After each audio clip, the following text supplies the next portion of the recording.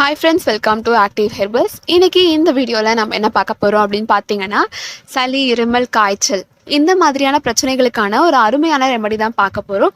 So வீடியோக்குள்ளே போகிறதுக்கு முன்னாடி இதை நீங்கள் ஃபர்ஸ்ட் டைம் நம்ம சேனலில் வீடியோஸ் பார்க்குறீங்கன்னா நம்ம சேனலை சப்ஸ்கிரைப் பண்ணிக்கோங்க. பக்கத்தில் இருக்கக்கூடிய பெல் பட்டனையும் கிளிக் பண்ணிக்கோங்க.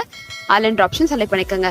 ஓகே ஃப்ரெண்ட்ஸ், வாங்க இப்போ நம்ம வீடியோக்குள்ளே போகலாம். உங்களுக்கு அதிகப்படியான முடி உதறல், நரைமுடி இந்த மாதிரியான பிரச்சனைகளுக்காக ஒரு தீர்வு பார்த்துட்டு இருக்கீங்க அப்படின்னா நீங்கள் கண்டிப்பாக அமோகம் ஹேர் ஆயில் யூஸ் பண்ணலாம். இந்த ஹேர் ஆயில் 100% நேச்சுரலான இன்க்ரீடியன்ஸ் எல்லாம் ஆனது. அது மட்டும் இல்லாமல் நிறைய பேர் யூஸ் பண்ணி நல்லா ரிவ்யூஸ் கொடுத்தப்புறம் தான் இது கிளைண்ட்ஸ்க்காக கொடுக்குறாங்க. மீஷோவில் அவைலபிளாக இருக்குது. இதுக்கான பர்ச்சேஸ் லிங்க் நான் கமெண்ட் பாக்ஸ் ப்ளஸ் டிஸ்கிரிப்ஷன் பாக்ஸை கொடுக்குறேன். செக் பண்ணி பார்த்து வாங்கிக்கோங்க. இப்போ வந்து பார்த்திங்கன்னா நம்மளோட கிளைமேட் வந்து சேஞ்ச் ஆகுது. அதாவது நம்ம மழைக்காலத்துக்கு வந்து போகிறோம். ஸோ மழைக்காலம் வந்து வரப்போகுது. இந்த மாதிரியான டைமில் நமக்கு இம்யூனிட்டி கம்மியாகும். நமக்கு காய்ச்சல், இருமல், சளி இந்த மாதிரியான பிரச்சனைகள்லாம் வந்து ஸ்டார்ட் ஆகும். ஸோ குளிர்காலம் கிட்ட வர வர இந்த கப நோய்கள் வந்து அதிகமாகிட்டே போகும். இந்த சுவாசம் ரீதியான பிரச்சனைகள் இருக்கவங்க இந்த குளிர்காலத்தை தாண்டறதுக்கு ரொம்பவே வந்து கஷ்டப்படுவாங்க. இந்த மாதிரியான பிரச்சனைகளால் அவதிப்படக்கூடிய நபராக இருக்கீங்கன்னா கண்டிப்பாக இந்த வீடியோவை ஸ்கிப் பண்ணாமல் பாருங்கள்.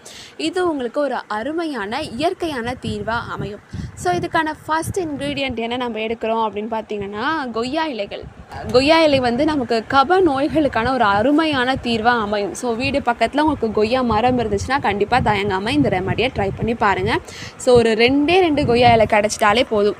2 கொய்யா இலை எடுத்துகிட்டு அதை வந்து நல்லா கழுவிக்கோங்க. கழுவிட்டு சின்ன சின்ன பீஸாக வந்து கட் பண்ணிக்கோங்க. ஒரு பாத்திரத்தில் 200 mlக்கு தண்ணி வச்சுட்டு அதில் கட் பண்ணி வச்சுருக்க இந்த கொய்யா இலைகளை வந்து சேர்த்துக்கலாம். இந்த கொய்யா இலைகளில் அதிகப்படியான anti bacterial plus anti viral properties நிறைஞ்சிருக்கு.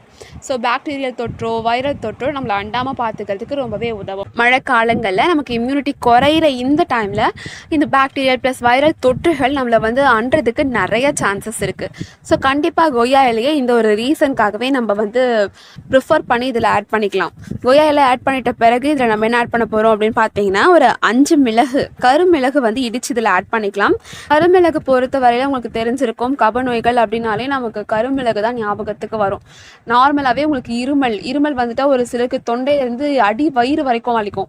அந்த அளவுக்கு அந்த வறட்டு இருமல் இருக்கவங்கலாம் இந்த மிளகை ப்ரிஃபரபிளாக எடுத்துக்கலாம். ஒரு 2 மிளகு எடுத்து நீங்கள் வாயில் சும்மா மென்று சாப்பிட்டாலே போதும், உங்களுக்கு நல்ல ரிலீஃப் கிடைக்கும். ஸோ அப்படிப்பட்ட மிளகு இதில் நம்ம ஆட் பண்ணுறது ரொம்பவே முக்கியம். ஸோ ஒரு 5 மிளகு அளவுக்கு எடுத்து நல்லா இடிச்சு இதில் சேர்த்துக்கலாம். அடுத்ததாக நம்ம என்ன ஆட் பண்ண போகிறோம் அப்படின்னு பார்த்தீங்கன்னா, 2 கிராம்புமே நல்ல ஒரு காரச்சுவை மிகுந்த ஒரு பொருள். ஸோ நம்ம கப நோய்களுக்கு கண்டிப்பாக வந்து இதை பயன்படுத்தலாம். சுவாச ரீதியான பிரச்சனைகள் இருக்கிறவங்க கிராம்பு எல்லா உணவுகள்லையுமே சேர்த்துக்கிறது ரொம்பவே நல்லது. எல்லா உணவுகள் மீன்ஸ் எந்தெந்த உணவுகளில் ஆப்டாக கிராம்பு நம்ம ஆட் பண்ணி சாப்பிடுவோமோ அந்த உணவுகளில் கிராம்பு ஆட் பண்ணுறது நல்லது.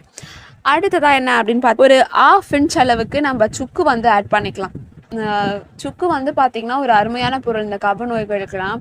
இதில் ஜிஞ்சரால் அப்படின்ற ஒரு கண்டென்ட் ஒன்று இருக்கும். அந்த கண்டென்ட் தான் இந்த இஞ்சிக்கான அந்த காரம் ப்ளஸ் வந்து பார்த்திங்கன்னா அந்த ஒரு ஸ்மெல்லுக்கான காரணம். ஸோ காரம் அப்படின்னாலே கப நோய்களுக்கு ஒரு ஆப்டான ஒரு மருந்தாக அமையும். 1/2 இன்ச் அளவுக்கான சுக்கு எடுத்து நல்லா இடித்து இதில் ஆட் பண்ணிக்கலாம். கடைசி இதில் நம்ம என்ன ஆட் பண்ணுறோம் அப்படின்னு பார்த்தீங்கன்னா, ஒரு ஏலக்காய் ஓவராலாகவே நம்மளோட பாடி ஹெல்த்தை நல்லா ஸ்டிமுலேட் பண்ணுறதுக்கு ரொம்பவே ஹெல்ப் பண்ணும். இது தவிர்த்து ஏலக்காய் சுவாச ரீதியான பிரச்சனைகளுக்கு ஒரு அருமையான மருந்தாக அமையும்.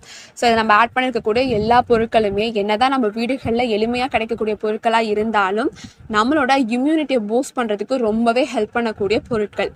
ஆட் பண்ணிவிட்டு இந்த தண்ணியை அடுப்பில் வச்சு நல்லா கொதிக்க வச்சு எடுத்துக்கோங்க.